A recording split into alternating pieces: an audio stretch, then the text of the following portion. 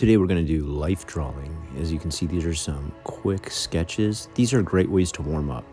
Look at some pictures of just people in different poses and get out those really quick 1-minute sketches like these are, and this gets your hand warmed up. I've got all different types of poses, everything from closed and gripped up to long poses to foreshortening poses, and I always use a set of everything from high H level pencils down to very, very soft high B pencils, but you can be totally fine to use an HB. The average number 2 pencil is an HB.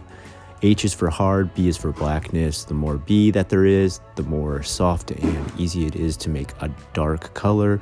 The H means it's much lighter.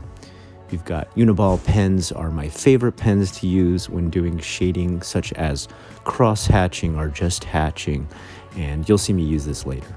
Now here's the picture that I'm going to use as an example. Just a simple picture of a guy leaning against a door, holding some flowers and reading a book. And if you think I'm just going to be able to draw this perfectly the first time, no, I do my warm-up sketches. You need to do these too. These are your real quick warm-up sketches. Try to capture the shape of this person and how they're posed by doing a real fast sketch. Make your first one about 1 minute. And you're doing it wrong if you are just trying to draw one part of the body in 1 minute.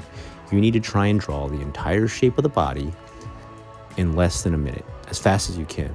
I'm speeding these up, but these are a full minute on each one. And you can see, I just do it over and over and over, and this creates the muscle memory. It loosens up your hand and it gets you ready. Now this is another one I'm doing after this, and this is going for a full 5 minutes. I think I might go even a little bit longer on this one. I think I went for like 5 or 6 minutes, and this is going to be a little more detailed. You're going to see I get a little more detail out here.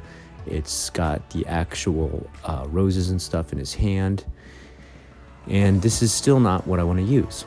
Now, I want to get myself warmed up with shading, and you can use cross-hatching, hatching. You can see, like I said, using the Uniball pen to do my cross-hatching. I love to use it. You could also choose to use smudging. A lot of teachers are going to tell you never to use smudging. I think smudging's fine when you're first starting out, and that's all we're about, is just making it easy. Or you can do stippling, and you see here where I add a bunch of dots to create shading.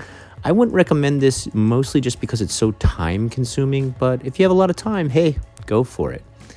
All right, so here's what we got. I got my underdrawing done. I've got my shape, and I'm gonna go ahead and outline that shape by adding the ink to it. Again, the first thing I did before I started to add this ink and use my Uniball pen is create the shape by doing a really rough, very fast undersketch. Capture the shape of the entire body. I see so many students just try to draw the face first. And look, it's okay to start with the head. I get why students do that. It lets you appropriately find the weight of the rest of the body and where everything is leaning. But make that head shape, then go directly to neck, torso, arms, legs, feet, etc. Don't worry about getting it perfect. Worry about just getting the shape out there. Go over it again, and again, until you've got a shape that you notice, wow, this is almost like a shadow of that picture I'm looking at. Then you can go back over it with your fine ballpoint pen and ink in all the detail. Now, I went a little bit farther with this one. I inked in all the detail. Then I went back in and I did cross-hatching to add all my shading. And then as you're going to see here later, I went back in one more time and I started to add color through colored pencil. And what you see is the final result of doing the underdrawing, an ink outline, cross-hatching with my Uniball pen, and then adding a bunch of color with my colored pencils. Very simple, very easy, but you need to warm up. I'm going to say that again and again. Try to get the shape down first, and your life drawing portraits will come out far, far better. And that's it for today. I've been Mr. Ackerman, and this is Art Made Easy.